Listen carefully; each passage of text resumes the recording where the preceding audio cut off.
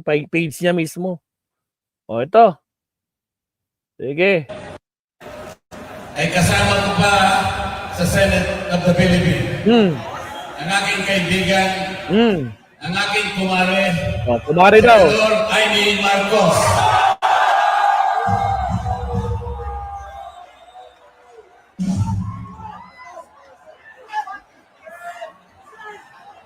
Mapapabilis ko ba ito? Wait lang ha. Mapapabilis ko ba ito?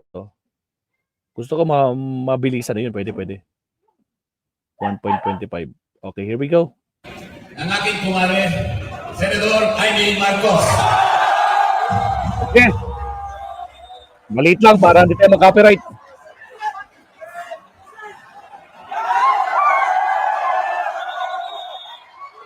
Kita mo yung mukha niya, asim-asim yung mukha niya. Oh, parang gustong umiyak na hindi mo maintindihan.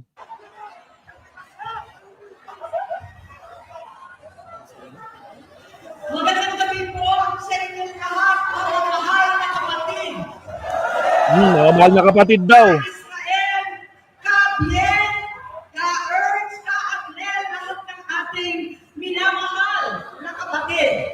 Higit sa lahat ang classmate ko mula Congress hanggang Senado, Senador Manong Dante Marcoleta.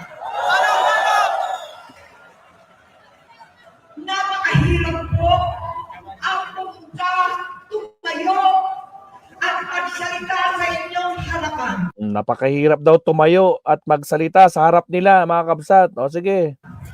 Pero noong paman, alam ko walang madali kapag ikaw ay Marcos. Nanginginig ako at ang aking boses. Hindi dahil ako'y Mga kabsat, naririnig nyo ba si Amy Marcos? Naririnig nyo ba? Kasi nasa Facebook to, alam ko mahina to eh. Ang problema, wala siyang, hindi rin naman uploaded to sa YouTube. natatakot sa inyo, kundi dahil nalulungkot po ako. Nalulungkot daw siya. Ibang paumanhinig niyo sa gitna ng magsasalita ako, ako'y hihinto, hihinga, dahil sa bigat ng aking kalooban. Agoy. Ihinto-hinto daw siya kasi nahihirapan daw siyang huminga. Kasi nasasaktan daw siya. Pero hindi yan ang dapat kong ihingi ng paumanhinig. Hindi yan ang kasalanan sa bayan na dapat ihingi ko ng tawad. Narito po ako dahil sa tawag ng Iglesia ni Cristo para sa transparency, accountability at justisya. At dahil sa tawag ng sarili kong konsensya, bilang senador, bilang kapatid. Teka lang, ilan yung like natin? May 100 na ba? 95 likers pa lang mga kakabsat. Baka naman 200 plus ang ating viewers ngayon. Kabsat, to, wala pa sa kalahati nagla-like. Baka nakalimutan nyo mag-like mga kabsat kay Maestro. Ha? Like naman tayo dyan mga kabsat. To. Wala pong bayad yan. Alright, here we go. Pasok. Bilang Pilipino, bata pa lang kami ni Bongbong. Oh, bata pa lang daw sila ni Bongbong. Alam na ng buong pamilya ang problema sa O, alam na daw ng buong pamilya ang problema sa kanya kay Bongbong Marcos. kanya. Oh. Totoo lang, mababasa naman ng lahat ang mga testimonya ng aking ama. O, sa totoo lang daw, mababasa naman daw yung mga testimonya ni Marcos Sr. Patungkol sa kanyang ugali at gawain. Dahil sa kanyang pag-uugali daw at saka mga ginagawa ni Marcos Jr. Noon, dahil may tatay pa kami, hindi ko pa siya responsibilidad. Okay. Noong tumatanda, ay mas naging nagkakapahala. Batid ko na nagda-drug siya. Oh, nagdadrugs. Oh, tragis. Ilang minute pa lang to? 3 minutes pa lang to ah. Dali, bagalan na nga natin to, mabsat. Medyo mabilis na eh. Ikon na natin to sa normal. Isa pa.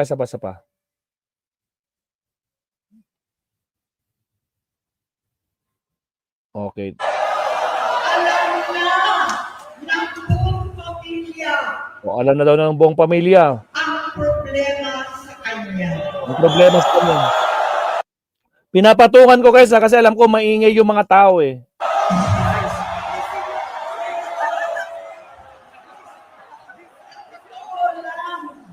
Gusto ko lang. Nabasa naman ng lahat ang mga testimonya ng aking ama patungkol sa kanyang ugali at gawain.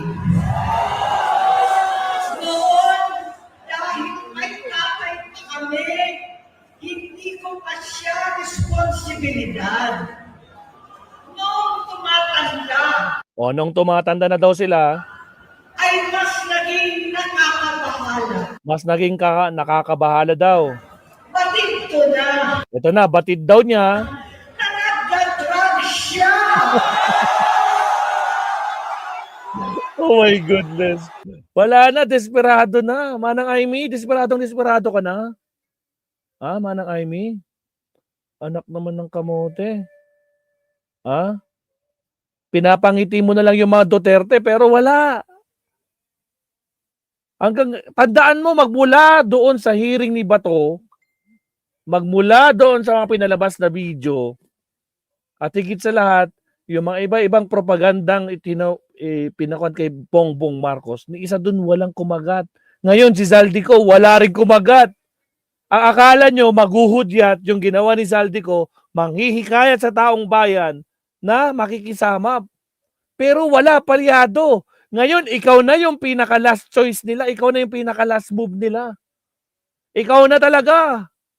Ikaw na ang pinakahuling bala namin. Sabihin mo, ganito yung kapatid mo. Tragis sa kamsat. Nako. Halatang, pati pagmumukha ng expression ng mukha mo eh. Talagang, naku po. Ay, gravity. O sige, tuloy.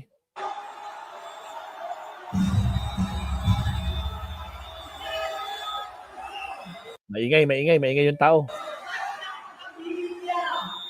Oh. Dapat ng pamilya. Seryoso ito. Seryoso daw. Minsan, kami ng Presidential Guard at Metropole pa ang naglilinis tuwing nagpa-party po sila. O pag nagpa-party daw sila pa daw naglilinis. Talaga lang. Ang tanong, may ebidensya ka, Manang Aimee?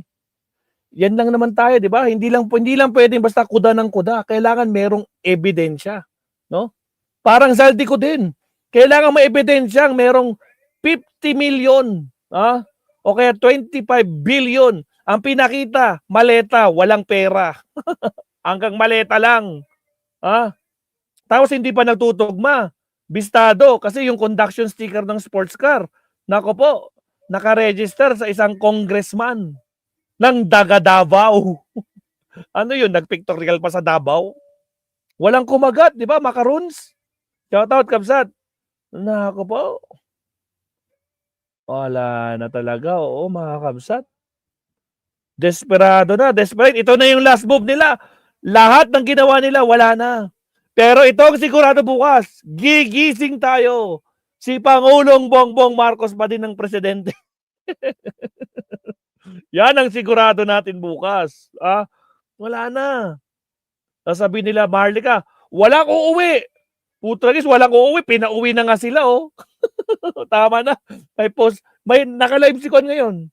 Naka-live si Maharlika. Nakita ko, walang uuwi hanggang di bumababa si Bongbong Marcos. Ganyan din sinabi nyo. Walang uuwi sa EDSA pag hindi pa bumababa sa pwesto si Marcos. Putragis, 3 buwan kayo dyan. 3 months kayong nandyan. Hanggang ngayon, Pangulo pa rin si Bongbong Marcos. Putragis kayo. Shoutout sa ating 330 live viewers. Baka naman, mabsat, no? Sa mga di pa nagla-like dyan, like and subscribe tayo. Liberty Torino, shoutout, mga kabsat. Sa mga bagong pasok, shoutout po sa inyo. Okay, tuloy.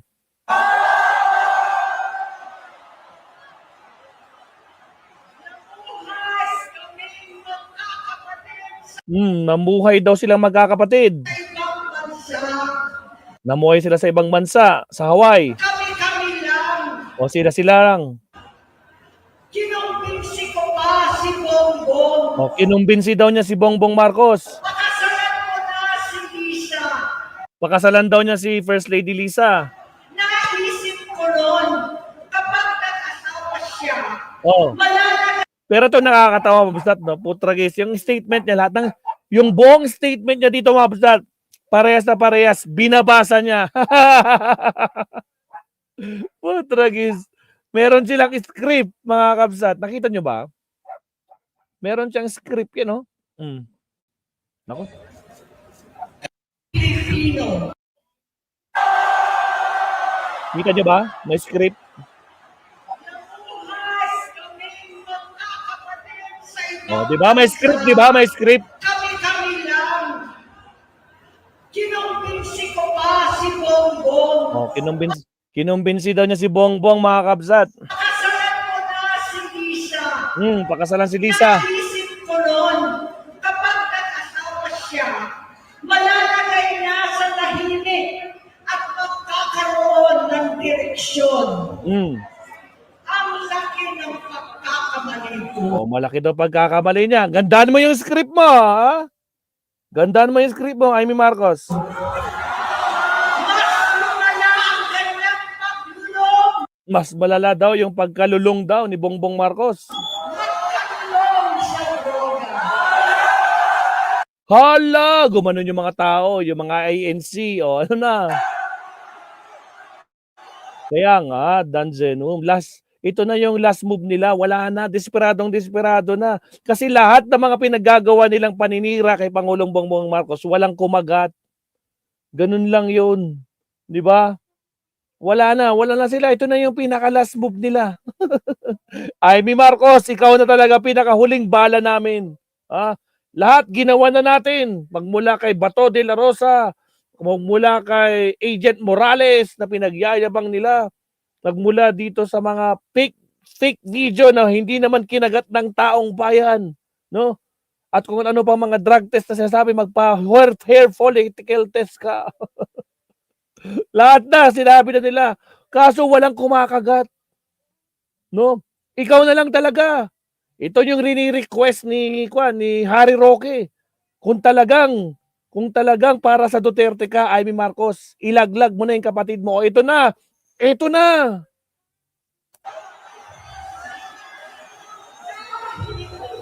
Michael Pangan, shout out. Mas malala daw kasi parehas pala daw silang mag-asawa. Si First Lady daw tsaka si Bongbong, parehas lang daw sila. Ang tinutukoy niya yung pagiging lulong. Isa pa, balikan natin.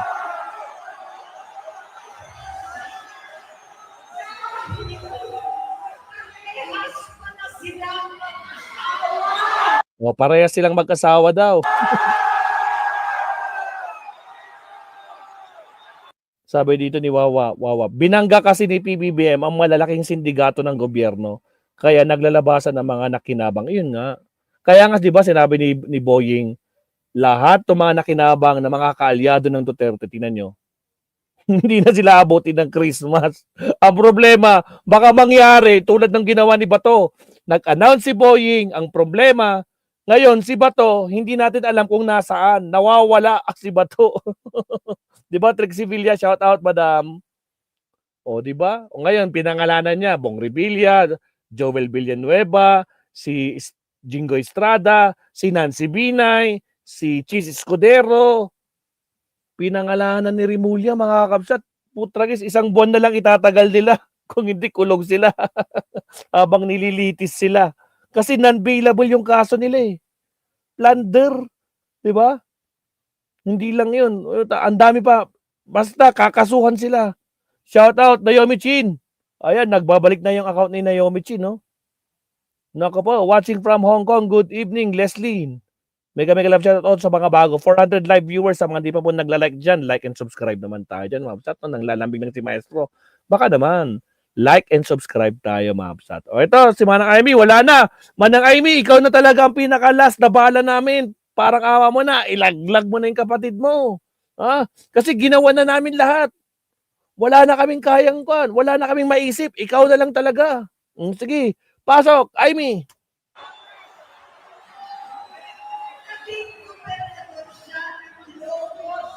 Alam ng mga tao doon na halos hindi siya papasok.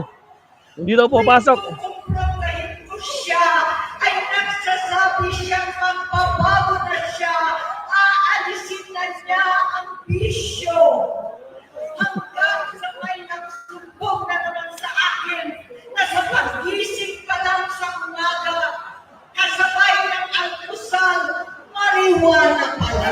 Oh, marijuana daw ang almusal.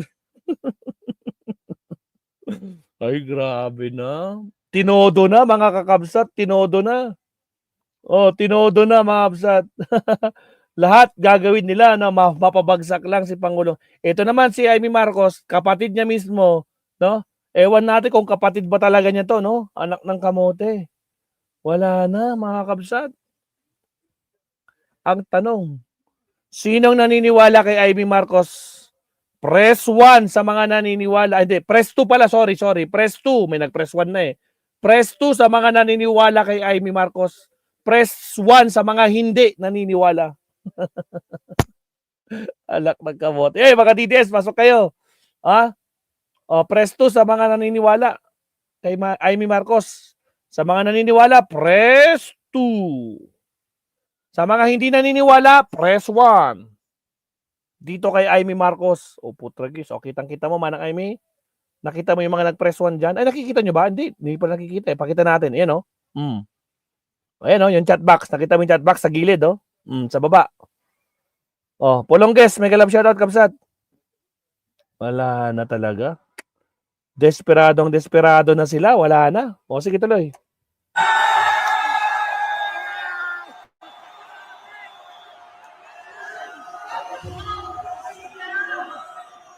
Lahat sila nagiinom ng gumagamit ng cocaine. Oh, lahat sila nagiinuman, gumagamit daw ng cocaine. Anak ng kamote. Dapat Amy Marcos, bago kayo dumakdak, kasi pare-parehas kayo ng movements eh, pare-parehas kayo ng galaw, puro kayo ngaw-ngaw, pero walang ebidensya. Di ba? Walang ebidensya lahat ng pinagsasabi nyo.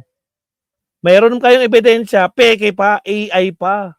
Yun ang problema sa inyo eh. Kamote. O sige tuloy. Kasama ng asawa at barkada. O asawa at barkada daw.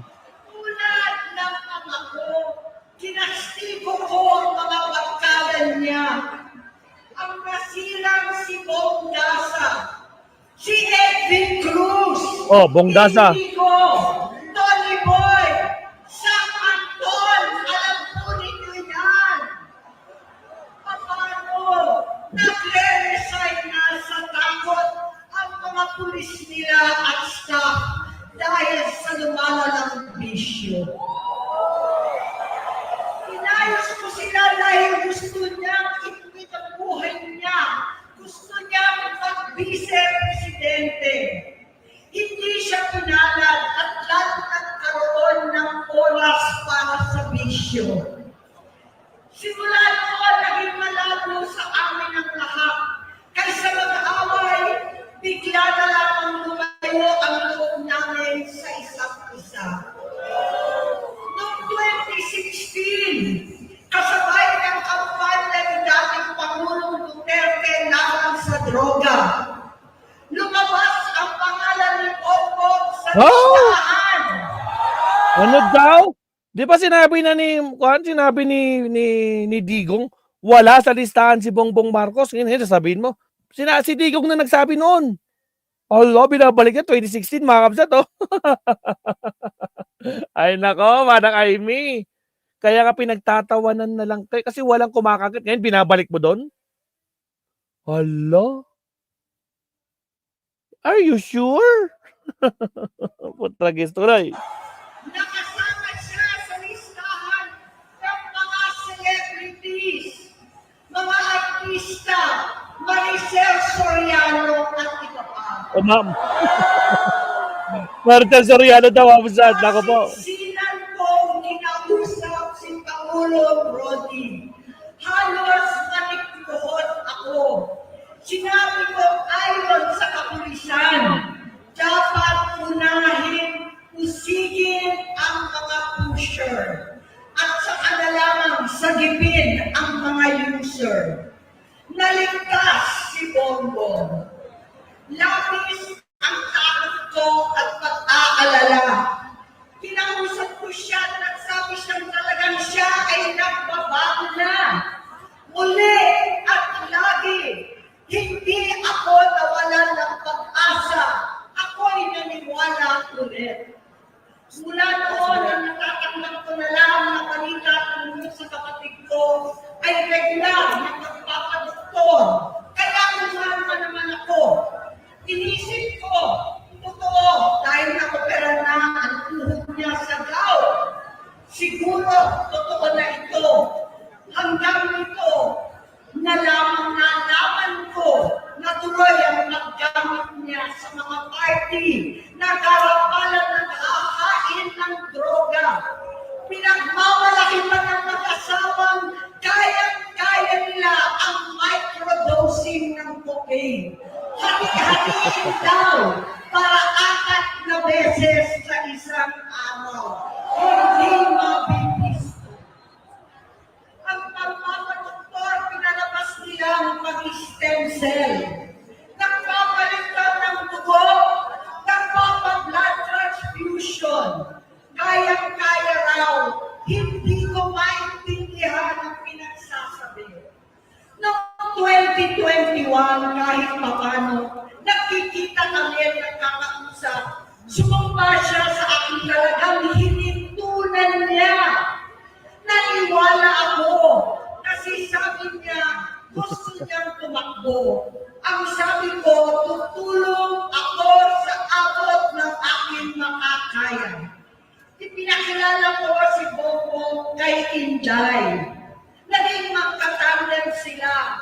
Pagkatapos noon ay biglang hindi na niya ako ulit kilala. Kahit si Inday, nagtataka, bigla ko na itsapwera. Kahit ganon, nangapanya pa ako para sa kanya. Kahit si Inday na lang ang aking nakakausap. Hindi ko alam bakit ako naabang sa headquarters nila sa Mandaluyong. Hindi ko alam bakit walang nagre-report sa akin tungkol sa kampanya. Sa totoo lang, masakit mang aminin, nung dinidisqualify na siya, halos papaboran ko na sana dahil may nagsumbong sa akin mula sa kanyang campaign team na gumagamit na naman siya. Tinodo na mga kabsat, tinodo na ni Amy Marcos, wala na. Pinagpalit niya ng pamilya niyang Marcos para dito sa mga talagang mga gumagamit na mga Duterte. Tandaan nyo, si Digong umamin, gumagamit ng fentanyl mga kabsat, gumagamit ng marijuana. Diba? Nako po, wala na, pinagpalit na talaga ni Manang Amy Mabsat. Putragis. Sige, tuloy. Sabihan ko, siya at mga taong nasa paligid niya, nagkaisa silang tuluyan akong alisin sa kampanya na ako naman ang pumuo. Sinabi nilang gusto ko na siya ay mag-disqualify para ako ang pumalit. Hindi totoo yun! Iniisip ko ang kalagayan ng aking kapatid at paano siya magsisilbi kung ganyan ang kalagayan niya. Pero pinaparating sa akin na hindi siya lulong at minsan na lamang tuwing nagpa-party. Hindi ko maipaliwanag bakit gusto ko maniwala at hindi mawalan ng pag-asa. Noong nanalo siya, naging pinakamalayo na kami sa isa't isa. Maliban sa opisyal at takbuhan at kapag pumupunta yung nanay namin, hindi ako sumama sa loob ng 3 taon dyan sa Malacanang. Dahil lang tara na doon ang inuman, ang paggamit nila ng cocaine at mga bawal na gamot. Ongoing daw mga kabsat, dyan sa Malacanang daw. Sinasabi, ay grabe. Kaya di daw pumupunta si Amy Marcos kasi ongoing daw yung paggamit nila dyan. Anak ng kabote talaga, oo. Hindi ba nila nakikita, naririnig, kakaiba na siya magsalita, hindi na maintindihan kung ano-ano na ang sinasabi at wala na sa sarili. Nagtatago sa kabaitan niya ang pag-aabuso niya sa droga. At nagbunga na ito ng mga nakaka pininsalang maling desisyon. Hinayaan niyang kumilos ang mga nakakalibot sa kanya. Yung mga umaastang presidente habang nilulong siya ng mga ito. Hindi na kami nagkausap. Sa harap ng publiko, pinipiling ko magmukha kaming maayos. Pero wala na kaming koneksyon. Hindi ko hinihiling na maunawaan ninyo ako, lahat kayo. Sa palagay ko, ang makakaunawa lamang sa akin ay ang mga pamilya may pinagdaanan sa adiksyon, sa inom, sa sugal, sa alak, sa bisyo, higit sa lahat, sa droga. Pagka hindi ko siya nakakasama, buong aking loob na ipasok sa institusyon. Ipagamot, iparihab ko na yan. Pero tuwing maghaharap kami noon, hindi kaya ng aking kalokohan na gawin yon. Tuwing magsasabi siya sa akin, Putragis, nasa 14 minutes pa lang tayo. Nasa kalahati, 28 minutes to guys. Nasa kalahati pa lang tayo. Ano pang sasabihin niya dito? mabago na siya, hindi ko siya kayang tiisin. Hindi ko kayang ipagkait sa kanya pagkakataon at pagbabakasakali, umaasa ako at laging nananalangin na sana, oo nga, nagbago na siya. Hanggang dumating ang 2024 at 2025, yung bisyo niya na ang dahilan ng pagbahak ng korupsyon, kawalang direksyon, at maling-maling mga desisyon. Walang accountability, wala nang hustisya. Wala nang hustisya, wala accountability daw.